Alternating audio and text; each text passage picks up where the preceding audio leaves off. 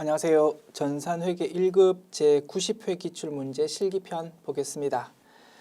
회사 이름 봉화물산 주식회사입니다. 출발합시다.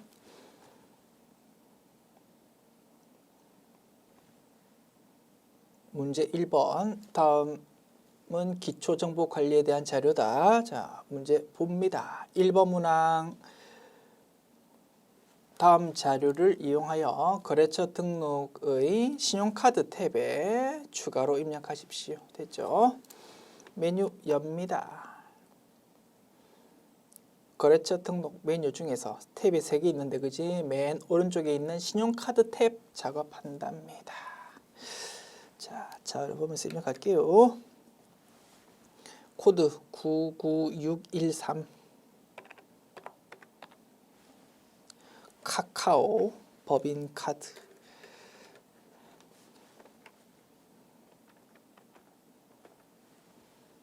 카카오 법인카드. 자, 유형은 매입이다 그지? 물건 구입할 때 사용하는 신용카드. 그러니까 법인카드 한 개 만들었다 이겁니다. 그죠? 자, 사업자 등록번호 제시된 거 없고, 자, 카드 번호 그치? 여기 그지? 94508 요거 적어줍니다. 9408 0000 3481 0019. 자, 카드 종류 사업용 카드라고 되어 있다 그죠? 선택 사항 중에서 사업용 카드 입력한다. 그리고 카드 번호 그냥 번호 쭉 입력하면 중간에 다시라는 표시가 딱딱 자동으로 들어가는 줄 알았는데 안 들어가네. 좀 보기 좀 안 좋다 그지? 자, 문제 지시된 내용대로 똑같은 형태로 적어줍니다. 9408 다음에 그지? 다시 이렇게 적어주고 0000 다시 그 오른쪽에 다시라는 표시해주고 3481 옆에 다시 이렇게 해주고 00 이렇게 됐죠? 이렇게 문제 자료와 똑같은 형태로 입력했습니다. 오케이, 카드 종류 입력했고, 그 다음에 뭐 결제 계좌, 결제일, 사용 한도 뭐 이런 내용이 나와 있네. 뭐 입력합시다. 결제 계좌 여기 있네. 은행명. 자, 은행명은 이렇게 검색정 띄워서 입력해야 되는 모양이네. 국민은행. 아유, 계좌번호 또 적어주자. 열심히. 095 21 0013 112. 자, 결제일 매월 20일. 자, 결제 여기 있네. 20일. 그 다음에 사용 한도 여기 있네. 뭐 얼마 500만 원. 5000 됐습니다. 아이고. 자, 그지? 제시된 거 전부 입력했고요. 다음 문제 봅시다. 2번 문항. 거래처별 초기 2월 채권과 채무 잔액에서 뭐 어쩌고 저쩌고 작업하십시오. 거래처별 초기 2월 메뉴 열고요. 자, 외상 매출금에 대해서 작업하자. 외상 매출금 선택한다. 먼저 오른쪽 내용 작업하면 된다. 그지? 자, 약간 화면 이렇게 이동할게요. 자, 주식회사 대원이 수정 후 잔액이 150만 원. 주식회사 대현은 690만 원. 그리고 작업하고 나서는 차액이 0이 맞는지 확인하자고 했습니다.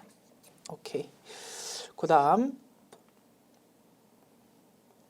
바드롬 작업합시다. 왼쪽 화면에서 바드롬 선택하고 이제 오른쪽 확인하는 거다.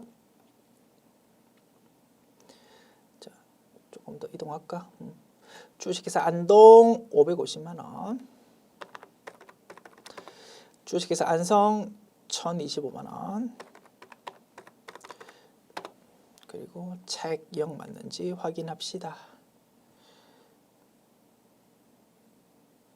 그지? 차액 0 맞습니다. 오케이. 메뉴 닫고요. 다음 문제 봅니다. 3번 문항 계정 과목 및 적요 등록 메뉴에서 판관비에 해당하는 복리후생비 계정의 대체 적요 3번에다가 이렇게 입력하랍니다. 자, 계정 과목 및 적요 등록 메뉴에 열어서 판관비에 해당한다고 계정 체계 중에서 판매 관리비 선택합니다. 판관비에 해당하는 계정 과목 쭉 나온다 그지? 이 중에서 복리후생비 찾아봅시다. 복리후생비 811번에 있다 그지? 여기서 대체적요 3번에다가 이렇게 작업한다. 자, 대체적요에다가 3번 번호를 붙이고 영업직원 대상포진 예방접종비 지원 됐습니다. 메뉴 닫고 문제 2번 일반 전표 입력 메뉴 문제 봅니다. 1번 문항 7월 8일 공장 건물 신축을 위한 1차 중도금 3천만 원을 자기압 수표로 지급했다. 공장의 착공일은 2020년 7월 3일이고 준공 예정일은 내년 8월 달이다. 됐죠? 공사 아직 안 끝났고요. 공사 진행 중이고 공사 진행 과정에서 돈이 들었다 이겁니다. 차변 건설 중인 자산으로 회계 처리하는 거지.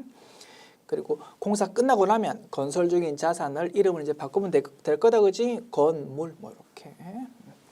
자, 자기압 수표를 지급했다고? 자기압 수표는 언제든지 돈으로 바꿀 수 있는 통화 대용 증권이고 회계 처리할 때는 현금 계정 과목으로 회계 처리한다 그지? 그래서 자기압 수표를 주었다고요? 현금 주었다고 회계 처리하는 거야. 대변 현금. 분석 끝났고요. 입력합니다. 일반 전표 입력 메뉴 열고 7월 8일 차변 건설 중인 자산 얼마? 3천만 원. 대변 현금 3천만 원. 2번 문항 7월 20일 공장 이전을 위해서 공장 건물의 3층을 주식회사 수경산업으로부터 임차하기로 했고 임차 보증금 5천만 원을 보통예금으로 이체했다. 우리가 공장 건물이 없어서 남의 건물 세를 들었다 이겁니다. 그래서 보증금 주었답니다. 슬퍼할 필요 없다 그지? 임대차 기간 끝나면 다시 돌려받을 수 있습니다. 자산이고요. 계정 과목 이름은 임차 보증금. 차변에 임차 보증금 5천만 원 적고 대변은 보통예금. 입력합시다. 7월 22일 자, 차변에 임차 보증금 나중에 어디서 돌려받아야 되는지 거래처 관리해야 될 거다 그지? 어디서 돈 받아야 됩니까? 나중에 주식회사 수경산업에서 받아야지. 5천만 원. 대변 돈을 보통예금으로 주었네. 입력 완료. 3번 문항 7월 30일 보유 중인 자기주식 100주 한 주당 액면가 만원, 한 주당 취득가 12,000원 요거 중 25%를 50만 원에 처분하고 처분대금 전액이 당일에 보통예금으로 입금되었다. 처분 전에 자기주식 처분이익, 자기주식 처분 손실 같은 거는 없다. 자기주식의 처분 거래다 그지? 자본 조정에 해당하는데 회계 처리할 때는 마치 자산인 것처럼 생각하면서 회계 처리하면 좀 편하더라 그지? 차변으로 기록되었던 자기 주식을 이제 팔아먹었습니다. 대변에 자기 주식을 감소시키는 거야. 자, 애당초 구입할 때 한 주당 12,000원 주었거든. 100주 샀답니다. 12,000원 곱하기 100주.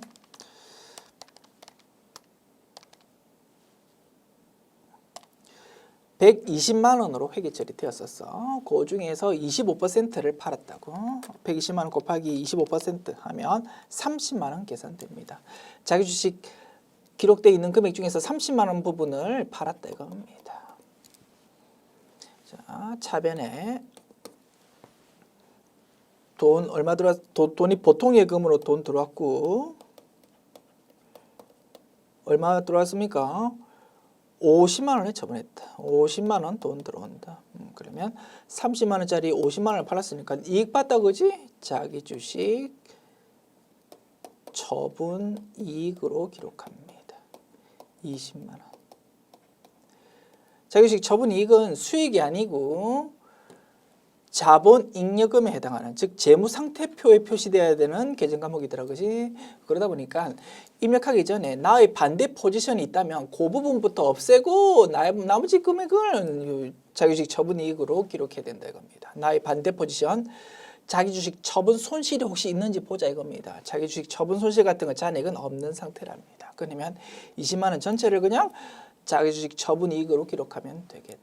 됐죠? 분석 끝났고요. 입력합니다. 7월 30일 대변의 자기 주식 30만 원.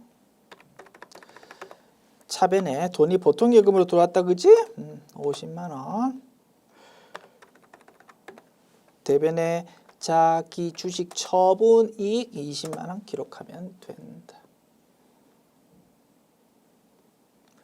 4번 문항 8월 25일 당해연도 중 단기 시세 차익을 목적으로 취득했던 주식회사 LG의 주식 1000주, 한 주당 액면가 500원, 한 주당 취득가 1000원 중 50%를 한 주당 1,500원에 처분하고 보통 예금에 입금하였다. 시세 차익을 모두 단기 매매 증권 처분이익으로 회계 처리하십시오. 알고 있는 분께다 그지?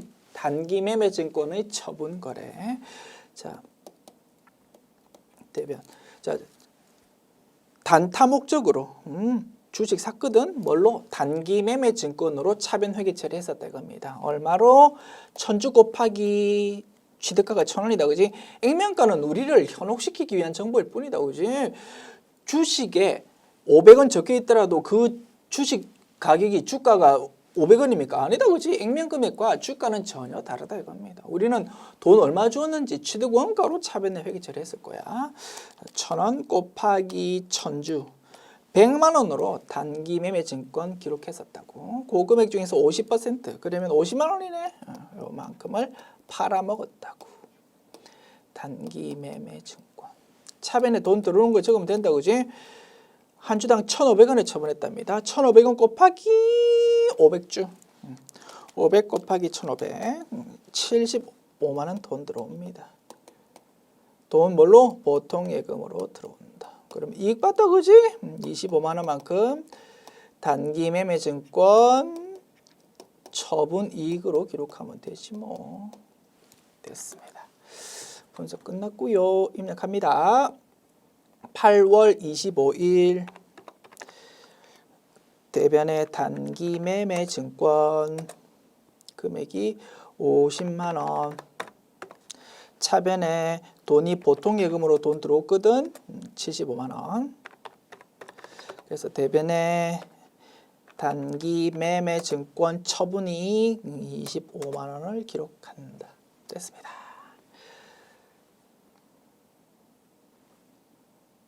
5번 문항 10월 19일 화재 피해를 입은 지역 주민의 자립을 돕기 위해서 현금 50만 원을 지역 주민센터를 통해서 기부하고 지역 주민센터로부터 기부금 영수증을 수령했다. 기부금 낼 때거든 그지? 차변에 기부금 50만 원, 대변에 현금 50만 원.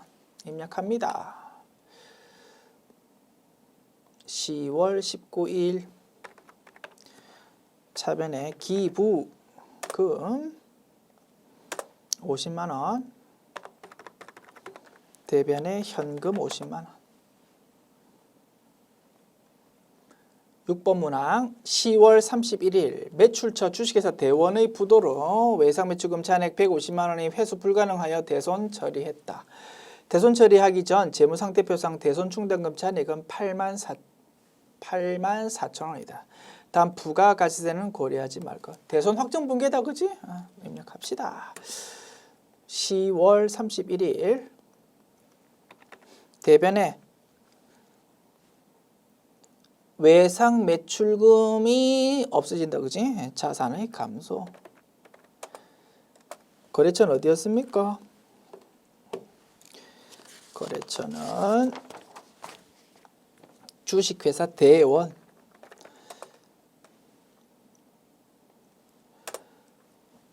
금액이 150만 원. 자, 차변에 대손 충당금 있으면 그거부터 적어준다. 그지? 대손 충당금이 돼 뭐에 대한? 외상 매출금에 대한. 코드번호 109번이다. 자, 요거를 적어주는데 얼마? 84,000원 있답니다. 요거 일단 적어주고. 부족한 부분은 할 수 없어. 외상 아니 대손 상각비라는 비용으로 기록해야지. 판관비에 해당하는 대손 상각비 1416000. 자, 일반 전표 입력 메뉴 문제 풀어봤고요. 메뉴 닫고 자 이제 문제 3번 메인 매출 전표 입력 메뉴 문제 봅시다. 자, 메뉴부터 열까요? 메인 매출 전표 입력 메뉴 연다. 출발. 1번 문항 8월 7일 비사업자인 김민영에게 제품을 판매하고 대금 55만 원 부가가치세 포함은 현금으로 받고 현금 영수증을 발급했다. 과세 대상 재화 8구 부가가치세 적혀있는 현금 영수증을 발급해 주었으니까 매출이면서 현과 22를 선택하면 될 거고 부가세 유형 회계 처리는 대변의 제품 매출 차변의 현금 적으면 되겠다. 그지요? 입력합시다. 8월 7일 자, 유형은 외우는 거 아니다. 그지? 뭐 자연스럽게 기억되면 되겠지만 억지로 외울 필요 없어. 찾으면 되니까. 매출이면서 현과 22번이잖아. 그지? 22. 자, 공급가액란에 현금 영수증 거래, 신용카드 매출전표 거래의 경우 공급가액란에 부가가치세 포함되어 있는 금액을 입력한 다음 엔터키 치면 물건값 부가가치세가 자동으로 싹 갈라지는 기능이 있었다. 그지? 자, 15만 원이 부가가치세 포함되어 있는 금액이거든. 그거를 적어주는 거야. 550000 엔터 치면 물건값 부가가치세가 싹 자동으로 갈라지네. 거래처는 어디요? 김민영. 됐습니다. 자, 분계는 대변의 제품 매출, 차변의 현금 적으면 되겠다. 입력 완료. 2번 문항 8월 17일 주식회사 인왕에게 제품 B 50개를 판매하고 전자세금 계산서를 발급했고 대금은 주식회사 인왕이 발행한 약소금으로 받았답니다. 과세 대상 물건 팔고 세금 계산서 발급했다고 유형 11 과세지. 회계 처리 대변의 제품 매출 차변에 받을 기록하면 되겠네. 분석 끝났고요. 세금 계산서가 문제 자료로 제시되었다고 그러면 품목, 수량, 단가란을 입력해 주기로 했다. 그지? 오케이. 자, 8월 17일 10일 과세 품목란에 뭐라고 되어 있습니까? 제품 B라고 되어 있네. 수량 50, 단가 8만, 공급가액 400만 원, 부가가치세 40만 원. 거래처는 어디요? 주식회사 인왕. 전자예부 여 분계 대변의 제품 매출 차변에 받을 그지? 됐습니다. 3번 문항 9월 26일 주식회사 대전에 공장에서 사용하는 기계장치 취득원가 2,500만 원, 감가상각누계액 2,100만 원을 500만 원 부가가세 별도에 매각하면서 전자세금계산서 발급했고 대금은 주식회사 대전이 발행한 약속금으로 받았다. 워낙 자주 출제되는 내용이다, 그지? 별표 치시고 유형자산의 처분 거래입니다. 유형자산 파는 것도 과세 대상 재화를 매출하는 거다, 그지? 그래서 부가가세 적혀 있는 세금계산서를 발급한다 이겁니다. 유형 11 과세. 자, 유형자산 처분 손익부터 분석하자. 자, 장부 금액 얼마짜리였습니까? 2,500만 원 빼기 2,100만 원, 400만 원짜리 기계장치를 팔았는데 얼마에? 500만 원에 팔았다 이겁니다. 기계장치 팔고 받는 돈은 물건값 500만 원이랑 부가가치세 50만 원 합한 550만 원 받겠지만 부가가치세 50만 원은 우리가 먹는 게 아니고 어차피 세금 내야 되는 거야. 따라서 유형자산 처분 손익 분석할 때는 순수한 물건값으로 받은 돈 가지고 분석한다고 했습니다. 400만 원짜리를 500만 원에 팔았으니까 100만 원만큼 이익이다, 그지? 그래서 열심히 전표 입력하고 나면 유형자산 처분 이익 100만 원이 딱 나와야 될 겁니다. 됐지요? 입력하자. 9월 26일 유형 11. 자, 공급가액은 얼마요? 500만 원. 부가가세 50만 원. 거래처는 어디에 팔았습니까? 주식회사 대전. 전자외부 이어 분계. 자, 1단계 대변에 유형자산의 취득원가를 적어준다, 그치? 자, 유형자산의 취득원가. 계정과목은 뭐라고요? 기계장치. 취득원가가 2,500만 원. 2단계 그에 대한 감가상각 누계액을 차변에 적어준다, 그치? 기계장치가 없어지면 그에 딸려있는 꼬리표 감가상각 누계액도 없애야 된다 이겁니다. 자, 감가상각 누계액 기계장치에 대한 코드번호 207번 끌고 오고 금액 얼마요? 2,100만 원. 3단계 받은 돈을 차변에 적어줍니다. 자, 주의해야 되겠네. 어음을 받았다고 받을 어음 계정과목으로 홀랑 적으면 된다, 안 된다? 절대 안 된다고.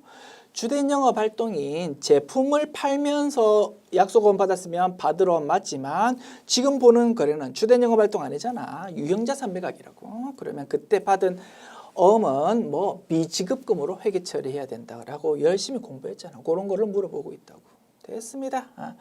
자, 차변에 미수금, 그지? 받을 어음이 아니고 미수금 계정으로 회계 처리해야 된다고. 자, 미수금. 그지? 받을 어음 아니다. 이것도 중요한 채점 포인트가 되겠네. 자, 미수금으로 기록해야 되는 금액은 500만 원과 50만 원 합한 550만 원 될 거다. 다만 550만 원 중에서 50만 원은 세금 내야 되는 거니까 이미 부가세 예수금이라는 부채로 기록되어 있는 상태다. 자, 마지막 단계는 대차 차익을 보면서 유형자산 처분 손익을 채우는 거다, 그지? 자, 대차 차익이 현재 플러스 100만 원이다. 플러스라는 말은 현재 차변이 더 크다라는 걸 의미한다, 그지? 그러면 대변에다가 무언가를 채워야 되고 대변에 채운다는 것은 비용이 아니고 수익을 의미한다 이겁니다. 따라서 계정 과목 이름은 유형자산 처분 손실이 아니라 유형자산 처분 이익이고 금액은 100만 원이다. 우리 분석했던 결과하고 일치한다, 그지? 내가 전표 입력 잘 했구나라는 것까지 확인했습니다. 입력합시다. 대변에 유형자산 처분 이익 100만 원 이렇게 입력하면 상단, 하단 입력 완료. 4번 문항 봅시다. 9월 30일 주식회사 한국마트에서 도라지 배즙 선물 세트를 한 세트당 55,000원 부가가치세 별도에 10% 10세트를 구입하여 영업부서의 매출 거래처에 선물했다. 전자세금 계산서를 수취했고 대금은 보통예금으로 지급했다. 물건 구입하면서 부가가치세 적혀있는 세금 계산서를 받았다, 그지? 매입소 공제 받을 수 있으면 51 과세, 매입소 공제 못 받는다면 54 불공이다, 그지? 매입소 공제 받을 수 있다 없다? 못 받는다 이겁니다. 왜? 거래처에 선물로 줄 거거든. 접대 관련 지출. 따라서 부가세 유형 54 불공이고 회계처리 차변 접대비입니다. 접대비 비용 계정 과목이니까 코드가 여러 개 검색된다, 그지? 자, 영업부서에서 사용하는 접대비니까 800번대 코드로 입력한다. 대변은요, 보통 예금으로 회계 처리하면 되겠지. 입력합니다. 불공제 사유는 뭐? 접대 관련 지출. 됐지요? 9월 30일 54 불공이고, 자, 공급가액은 얼마입니까? 그러면 한 세트에 55,000원인데 부가가치 별도, 그러면 이거 공급가액이다, 그지? 55,000원 곱하기 55만 원 되겠다, 그지? 그게 공급가액이고, 부가가치세는 55,000원 되겠다, 그지? 거래처는 주식회사 한국마트에서 샀거든. 우리한테 세금계산서 주는 사람 누구라고? 주식회사 한국마트라고. 전자, 이어 적어주고요. 자, 부분제 사유 뭡니까? 접대 관련 지출 4번 적어준다. 분계, 자, 차변의 접대비인데 800번대 코드. 대변에 돈을 뭘로? 보통 예금으로 주었다. 됐습니다. 입력 완료. 54 불공이다 보니 차변에 부가세 대급금 같은 거 나올 여지가 없다, 그지? 공급가액과 부가가세 합해진 합한 금액이 그냥 차변 계정과목 금액으로 들어간다. 됐습니다.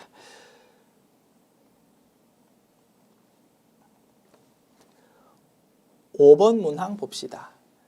11월 15일 주식회사 현대로부터 비품인 업무용 노트북을 220만 원 부가가치세 포함에 구입하고 전자세금 계산서를 받았다. 대금 중 10만 원은 11월 1일에 계약금으로 이미 지급했고 남은 잔액은 보통예금으로 이체했다. 물건 구입하면서 부가가치세 적혀있는 세금 계산서 받았다, 그지?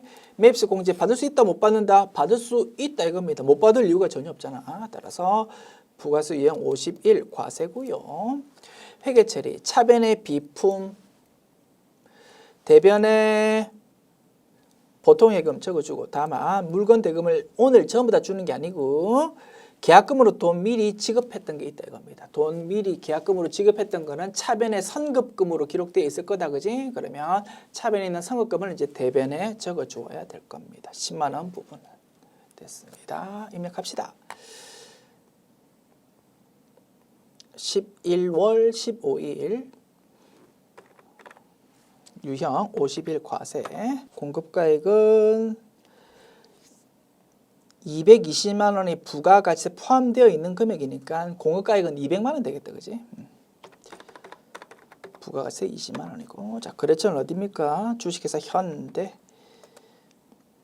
전자외부, 이어, 분계, 자, 차변에 비품, 대변에, 자, 계약금으로 돈 미리 준 거 선급금으로 차변에 기록되어 있잖아, 그지? 그것부터 없애자. 자산의 감소, 선급금 얼마요? 10만 원. 나머지를 돈 뭘로 줬다고? 보통예금으로. 됐습니다. 입력 완료. 자, 6번 문항 봅니다. 11월 20일 원재료 매입처의 공장 이전을 축하하기 위해서 가나조경에서 축하화환을 주문하여 배송하고 대금 30만 원은 당사 법인카드, 국민카드로 결제하고 아래와 같은 신용카드 매출연표를 수취했다. 적절한 회계 처리하십시오. 자, 우리 회사가 물건 구입하고 신용카드 매출연표를 받았다 이겁니다. 다만 주의하자. 구입한 물건이 뭐다고요? 화환이랍니다. 꽃이다 이거지. 꽃은 먹지 못하는 농축수 임산물이다, 그지? 국내 생산일 경우 면세 항목입니다. 따라서 꽃집에서 화환 샀는데 신용카드 매출연표 보니까 뭐 부가가치세가 0원이더라 이겁니다. 아, 면세 항목이구나. 면세 항목을 구입하면서 신용카드 매출연표 받았다고요? 그러면 면이 되겠지. 매입이면서 카면. 어렵지 않죠? 매입이면서 카면이라는 유형도 출제될 수 있구나. 구경 한번 해보면 되겠네. 어렵지 않죠? 자, 유형은 매입이면서 카면이 될 것이고, 회계 처리는 거래처에 화환 줄 거랍니다. 접대비지. 다만 거래처가 무슨 거래처냐면 우리한테 원재료를 공급해주는, 우리 공장에 원재료를 공급해주는 거래처래. 그러면 접대비는 접대비인데 판관비가 아니고 제조 원가에 해당한다 이겁니다. 다음부터 우리한테 좋은 원재료 싸게 잘 공급해 주세요라는 차원에서 접대비 줬다고. 그죠? 그러면 접대비면 접대비이지만 500번대 코드로 차변 회계 처리하고, 대변은 신용카드 거래, 외상 거래니까 미지급금 처리하되 거래처를 국민카드로 입력하죠. 어렵지 않죠? 그래서 일반적으로 매입이면서 신용카드 거래의 경우 57카과가 자주 출제되는데, 요거는 57카과가 아니고 58카면이 출제되었구나. 이렇게 분석할 수 있겠고, 카면이라는 매입 유형도 출제될 수 있구나. 이렇게 구경해 두시면 되겠다 이겁니다. 자, 입력합니다. 분석 끝났고 입력하면 되고요. 참고로 이런 부분도 생각해 볼까? 참고로 생각해 봅니다. 자, 지금은 이제 화환을 사서 면세 물건을 사다 보니까 이렇게 분석이 된 거고. 자, 예를 들어서 이런 경우는 어떨까 생각해 봅시다. 거래처 담당자하고 밥을 먹었다 이겁니다. 식당에서. 그래 놓고 신용카드로 결제하는 바람에 신용카드 매출연표를 받았다. 그럼 어떻게 될까요? 우리가 받은 신용카드 매출연표에는 식당은 면세 아니다, 그지? 과세니까 부가가치세가 적혀 있을 거라고. 그러나 거기 적혀 있는 부가가치세는 매입세 공제 된다 안 된다? 안 된다 이겁니다. 왜? 접대 관련 지출이니까. 그때는 자, 우리 부가가치 신고서에는 신용카드 매출연표를 받았을 때 매입세 공제 받을 수 있는 것만 들어간다고 했습니다. 그런데 식당에서 신용카드 매출연표 받았지만 접대 관련 지출이라면 매입세 공제 못 받는 상황이므로 그 내용은 부가가치세 신고서에 들어가면 안 되고, 따라서 그 내용은 매입 매출 전표에 입력하는 게 아니고 일반 전표 입력 메뉴에 그냥 입력하면 된다 이겁니다. 그래서 우리가 알고 있는 매입이면서 57카과는 어떤 상황이라고? 과세 거래처에서 재화 또는 용역 공급하면서 부가세 적혀 있는 신용카드 매출을 받았다, 그지? 그리고 그 부가가치세를 매입세 공제 받을 수 있는 경우만 사용할 수 있다라는 개념 다시 한번 딱 잡아 줍시다. 지금 상황은 어떠하다, 그지? 지금은 화환이 과세 항목이 아니고 면세 항목이다 보니까 그냥 뭐 카면으로 적어야 되는 상황이다 이거지. 됐습니다. 참고로 우리 본문에서 공부했던 그런 개념까지 한번 복습해 보았습니다. 됐죠? 자, 분석한 내용 입력합니다. 11월 22일 유형 매입이면서 카면 좀 특이한 유형이 나왔다, 그지? 찾아보자. 매입이면서 카면 58번이네. 어이. 자, 공급가액은 30만 원. 거래처는 어디입니까? 자, 가나 적용이 되겠지, 그지? 가나 적용해서 우리한테 신용카드 매출연표를 주었잖아. 자, 신용카드사 어디라고요? 국민카드. 분계. 자, 차변에 접대비인데 500번대 코드 접대비더라, 그지? 그리고 대변에 외상거래다, 그지? 미지급금으로 입력하되 상단의 가나 조명이 그대로 끌려오지만 그게 아니다, 그지? 그렇죠. 뭘로? 국민카드로 고쳐주자. 됐습니다. 이렇게 하면 입력 완료. 그래서 58카면이라는 유형이 출제되었고 58카면 유형을 입력할 때 주의사항 57카과와 유의사항 똑같다, 그지? 상단부와 하단부 거래처가 서로 다르고 중간에 신용카드사를 적어주자. 이렇게 입력할 때의 유의사항 정리할 수 있겠습니다. 자, 매입 매출 전표 입력 메뉴 문제까지 풀었고요. 자, 메뉴 일단 닫고 문제 4번으로 넘어갑니다. 오류 수정 문제. 1번 문항 7월 25일 회계 처리한 세금과 공과금은 2020년 1기 확정 신고 기간에 대한 부가가치세를 보통예금에서 인터넷 뱅킹으로 납부한 것이다. 회사는 6월 30일자로 부가가치세와 관련한 회계처리를 이미 했다. 일반점 변경 메뉴 열어서 작업하면 되겠고요. 자, 일반점 변경 메뉴에서 자, 6월 30일자 분기부터 볼까요? 3개월 단위로 우리 부가가치세 신고해야 되다 보니까 부가세 예수금, 부가세 대업금을 정리하는 분기를 한다고 했습니다. 이 회사의 경우 4, 5, 6월 세 달치에 대해서 열심히 분석해 보니까 부가세 대급금은 이렇고 부가세 예수금은 이랬다 이겁니다. 즉 매출이 더 컸다는 거지. 그러다 보니까 환급이 아니고 납부를 해야 되는 거고 그 납부 금액은 3750000이었습니다. 그 부분을 뭘로 미지급 세금이라는 부채로 기록했었다 이겁니다. 언제? 6월 30일에. 그러면 실제 부가가치세 납부하는 날에는 어떻게 회계 처리합니까? 대변에 적혀있던 미지급 세금이라는 부채를 차변에 적어서 부채의 감소 기록하고 대변에 보통예금 또는 현금으로 기록하면 될 거다. 그지? 그런데 회사는 어떻게 처리했습니까? 7월 25일자 분기해 봅시다. 차변에 미지급 세금이라는 부채의 감소를 기록했었어야 되는데 이상하게도 그 부분을 비용인 세금과 공과로 엉터리로 처리했다 이겁니다. 그러면 차변 계정 과목을 세금과 공과가 아니고 미지급 세금으로 고쳐야 되겠지, 그지? 자, 그겁니다. 분석 끝났고 고칩니다. 미지급 세금 금액은 3750000 맞다, 그지? 오케이. 그러면 계정 과목만 고치면 수정 완료.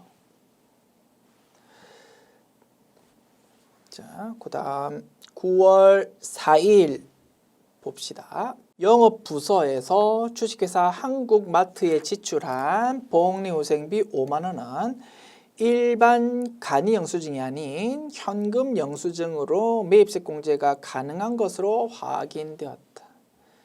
회사는 복리후생비 5만 원에 대해서 간이 영수증 받은 걸로 회계 처리했다 이겁니다. 간이 영수증으로 받으면 법적으로 인정 안 되는 증빙이므로 매입소구제 받을 수 없다, 그지? 그래서 매입소구제 못 받는 줄 알고 일반 점표 입력 메뉴에다가 입력을 했었다 이겁니다. 확인해 볼까?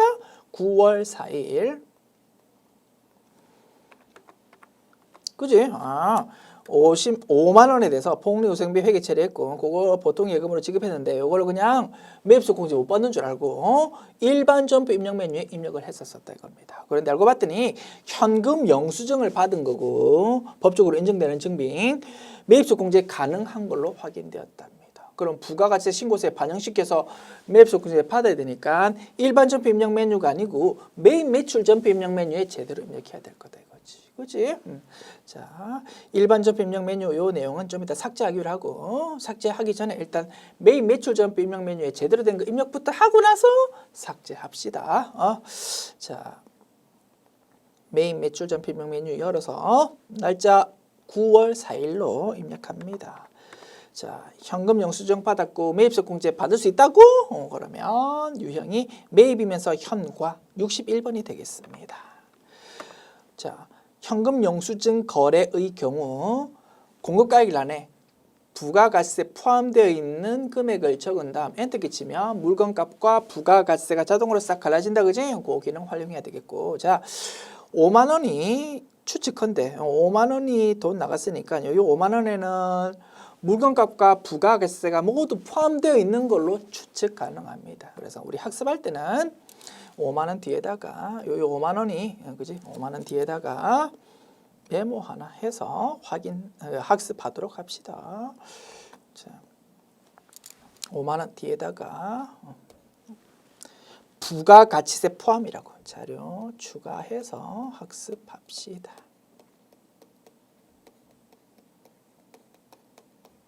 됐죠? 5만 원에는 물건값과 부가가치세가 모두 포함되어 있는 상태다. 됐습니다.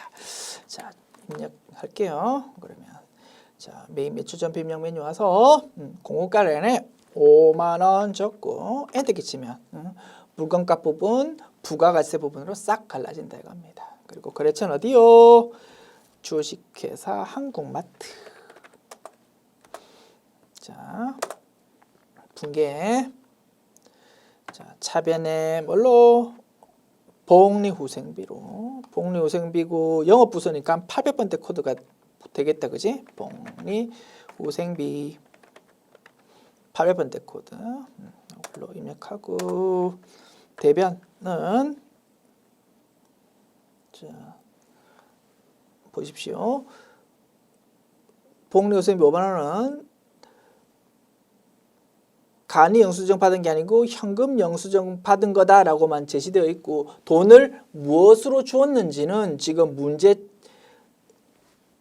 자료에 안 나와 있다. 그지? 그럼 어떻게 할 수밖에 없습니까? 기존에 입력되어 있는 자료 가지고 추측할 수밖에 없는 거지. 돈을 보통 예금으로 주었구나. 이 부분은 문제 자료에 없지만 요 기존 입력되어 있는 자료 가지고 유추해서 입력하는 거다 이거지. 그지? 그래서 때로는 이런 식으로 돈을 무엇으로 주었는지에 대해서 구체적으로 문제 그 문장 자체에서는 이렇게 제시 안 되는 경우가 가끔 있다 이겁니다.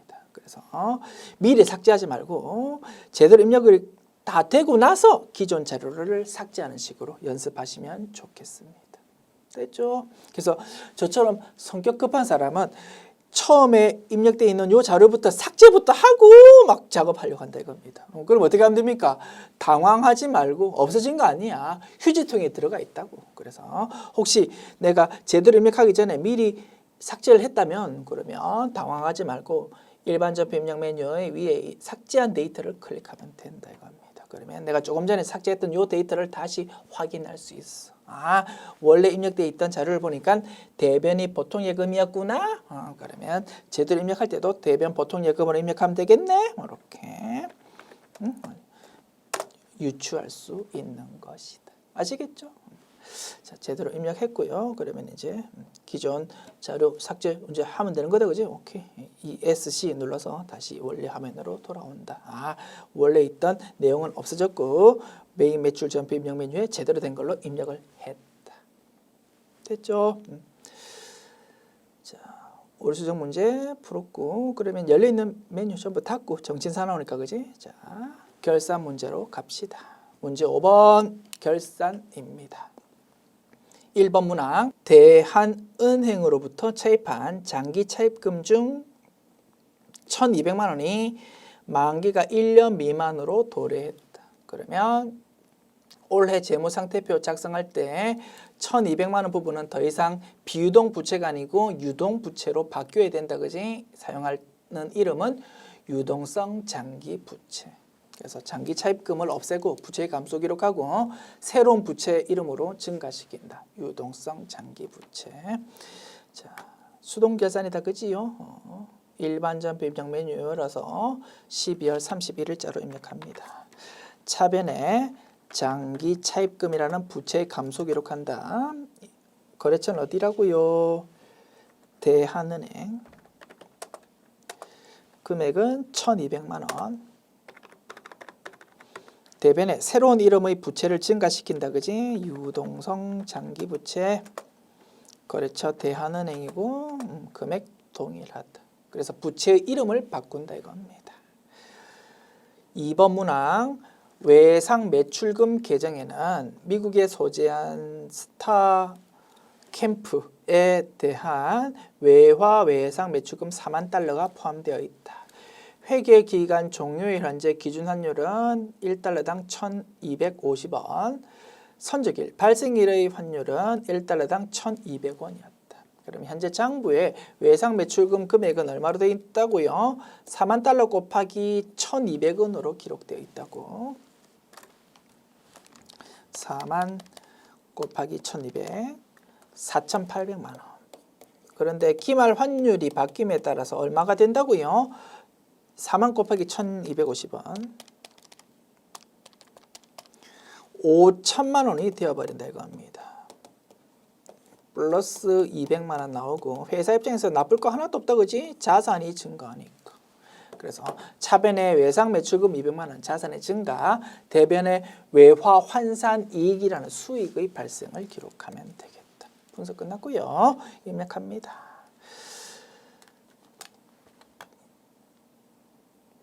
수동결산 자, 차변에 외상 매출금 계정 과목. 거래처가 어디라고요? 영어다, 그지? 스타. 캠프 200만 원이었고, 그치? 대변에 외화 환산 이익 200만 원 이렇게 입력하면 되겠다. 3번 문항 12월 31일 결산일 현재 재고자산의 기말 재고액은 다음과 같다. 자주 출제된다, 그지? 자동 결산으로 작업하면 되겠네. 메뉴 화면에서 결산 자료 입력 메뉴 엽니다. 1월부터 12월 그리고 자, 원재료 재고액 얼마다고요? 550만 원. 그리고 제공품 재고가 얼마다고요? 1000만 원. 아이쿠. 1000000. 제품 재고가 얼마라고요? 1570000. 됐습니다. 전표 추가 클릭. 메뉴 닫고, 일반 전표 입력 메뉴도 닫고. 자, 마지막 조회 문제 봅니다. 1번 문항 제1기 확정 신고 기간 중 영세율 전자세금계약서를 발행한 금액은 얼마일까? 영세율 전자세금계약서 발행했다고? 그러면 매입 매출 전표 입력 메뉴에 입력할 때 뭡니까? 유형이 12 영세가 될 거다, 그치? 그러면 매입 매출장 메뉴로 찾으면 되겠지. 자, 1기 확정 신고 기간 그러면 4, 5, 6월을 말한다, 그지? 4월부터 6월까지 매출이면서 12 영세를 찾아보자. 토탈 3건이네. 50만 원, 2천만 원, 400만 원. 토탈 2,450만 원에 대해서 영세율 세금계약서가 발급되었었다. 그래서 금액 얼마? 2,450만 원입니다. 라고 답하면 될 것이고요. 방법 1. 또 다른 방법도 가능하다, 그지? 영세율 세금계약서 발급했다고? 그러면 부가가치세 신고서 메뉴에 매출 중에서 영세율 적용되면서 세금계약서 발급, 그지? 그래서 5번 라인에 그 금액이 적힐 거다 이겁니다. 그렇게 확인할 수도 있을 거다. 어떻게? 부가가치 모듈에서 부가가치세 신고서 4월부터 6월에서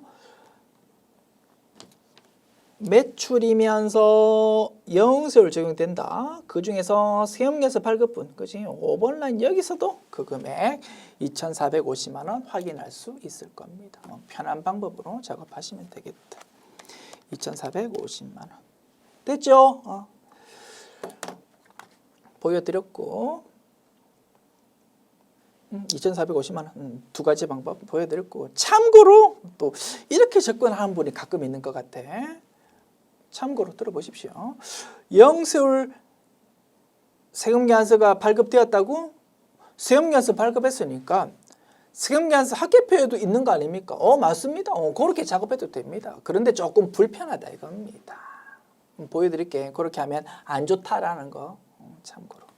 자, 세금계약서 합계표 메뉴에서 4월부터 6월에 대한 거고, 매출입니까? 매입입니까? 매출이다, 그지? 매출 중에서 탭이 여러 개 중에서 맨 오른쪽에 있는 전체 데이터 탭이 제일 정확하다고 했습니다. 여기 보면 자, 영세율 세금계약서 발급한 거 바로 눈에 띄는 게 두 개가 있다, 그지? 400만 원짜리 한 개랑 2천만 원짜리 한 개. 그러나 요거 두 개가 모두가 아니다 이겁니다. 정답이 얼마였습니까? 2,450만 원이었잖아. 그러면 50만 원 부분은 어디 있습니까? 그거는 여기 있긴 있는데 눈에 띄지는 않는다 이겁니다. 왜? 세금계약서 합계표는 거래처별로 집계가 되어가지고 딱딱 나타납니다. 건별로 나타나는 게 아니고 여러 건이 합산되어 가지고 표시된다 이겁니다. 자, 이 중에서 보면 주식회사 관평전자라는 부분 보면, 자, 낙서 좀 지우고 분석해 볼게. 주식회사 관평전자 요걸 보면, 자, 다른 회사들은 공급가액이랑 세액이 전부 10% 관계야. 그런데 주식회사 간평전자는 공급가액은 2050000인데 세액은 2050000이 아니고 200000밖에 안 된다 이겁니다. 10% 관계가 아니더라 이겁니다. 왜? 요 거래처 발급한 두 건의 세금 계산서 중에서 한 건은 0세율이고 한 건은 10%다 이겁니다. 그렇기 때문에 10% 관계가 아니더라 이거지. 즉, 요 중에서 2,050만 원 중에서 50만 원 부분은 뭐다고? 0세율 세금 계산서였다고. 그래서 정답은 400만 원, 2천만 원, 50만 원 합한 요 세금액 2,450만 원입니다가 정답이다 이겁니다. 아시겠죠? 그래서 처음에 소개해드렸던 메인 매출장, 부가가치세 신고서 이 두 가지 방법으로는 2,450만 원이 바로 한눈에 들어오는데 지금 보여드리는 세금계산서 합계표 메뉴 가지고 조회할 때는 여기 좀 눈에 잘 안 들어온다 이겁니다. 시간도 많이 걸리고 실수도 할 가능성이 높고 그래서 비추 아시겠죠? 이렇게 참고로 좀 안 좋은 방법도 보여드렸다. 됐습니다. 자, 메뉴 닫고 1번 정답 입력할까요? 2450000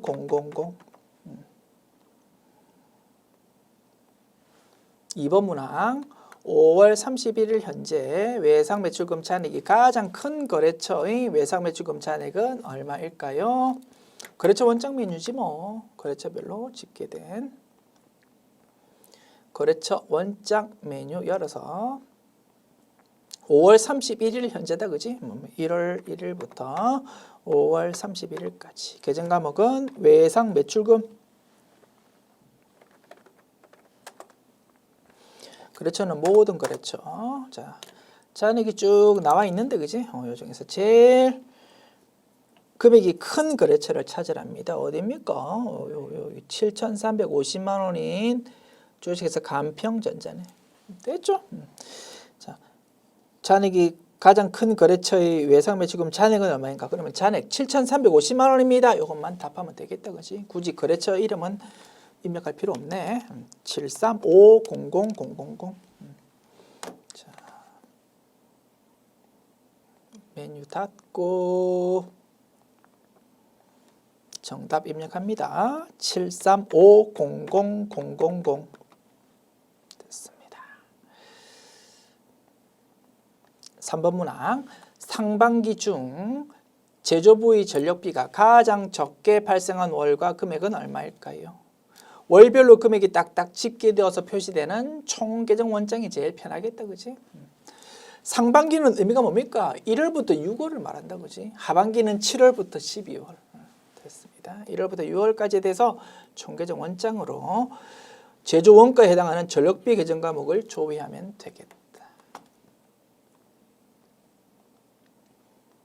총계정 원장 1월부터 6월 코드번호 500번대 코드에 해당하는 전력비 516 코드네. 자, 비용이니까 차변 쪽에 그 금액이 쭉쭉 나타난다 그지? 여기서 뭐 가장 적게 발생한 월 제일 금액 작은 게 그지? 얼마입니까? 다 고만고만하네. 제일 금액 작은 게 540만 원이네.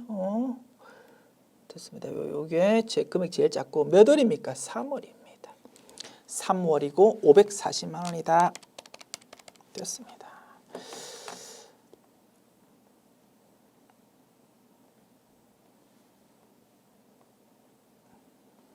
(3월) 540만 원 이렇게 입력하면 입력 완료. 됐습니다. 지금까지 제90회 기출문제 보았습니다. 수고하셨습니다.